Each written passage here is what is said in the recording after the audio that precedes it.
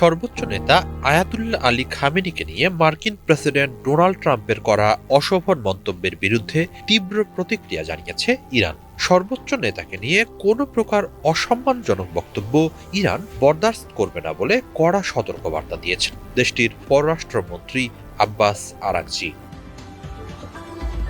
সম্প্রতি নিজের সামাজিক মাধ্যম ট্রুথ সোশ্যালে এক পোস্টে খামেনির ইসরায়েল ও যুক্তরাষ্ট্রের বিরুদ্ধে যুদ্ধে জয়ের দাবি নাকচ করে দিয়ে তাকে মিথ্যাবাদী বলে উল্লেখ করেন ট্রাম্প।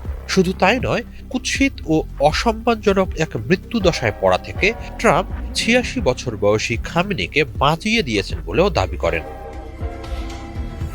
ট্রাম্পের আপত্তিকর ওই বক্তব্যের পরপরই ইরানের পররাষ্ট্রমন্ত্রীর দিক থেকে এর কড়া প্রতিক্রিয়া এলো। সামাজিক মাধ্যম এক্সে এক পোস্টে আরাকচি সর্বোচ্চ নেতা প্রসঙ্গে ট্রাম্পকে মুখ সামলে কথা বলার জন্য সতর্কতা জানান, অন্যথায় তার পরিণতি ভালো হবে না বলেও হুঁশিয়ারি দেন তিনি।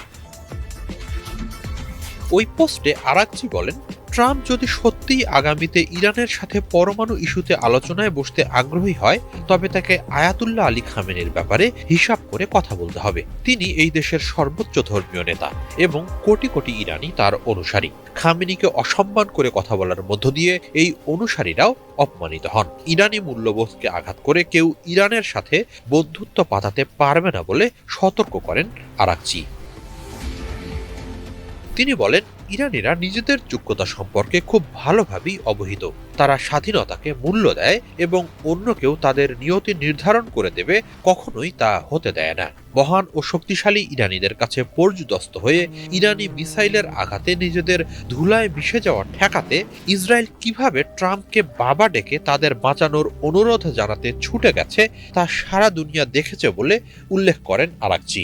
এছাড়া তাদের আর কোনো উপায় ছিল না, বলেন তিনি। এই সূত্র ধরেই ট্রাম্পকে হুঁশিয়ারি দিয়ে ইরানের পররাষ্ট্রমন্ত্রী বলেন, ইরানিরা কখনোই অপমান বা হুমকিকে ভালোভাবে নেয় না। এ ধরনের বিভ্রমে ভুগলে তা ভয়াবহ পরিণতি বয়ে আনবে। এসবের প্রতিক্রিয়ায় ইরান তার প্রকৃত সক্ষমতা দেখাতে ন্যূনতম দ্বিধা করবে না। আর তখন ইরান আসলেই কতটা সক্ষম সেই বিভ্রম ঘুচে যাবে, বলেন আরাকচি। এর আগে ২৬ জুন এক ভাষণে খামেনি বলেন, ইরানের পরমাণু স্থাপনায় হামলার জেরে কাতারে মার্কিন ঘাঁটিতে মিসাইল দিয়ে পাল্টা হামলা ছিল যুক্তরাষ্ট্রের মুখে কষে একটা চড় মারা।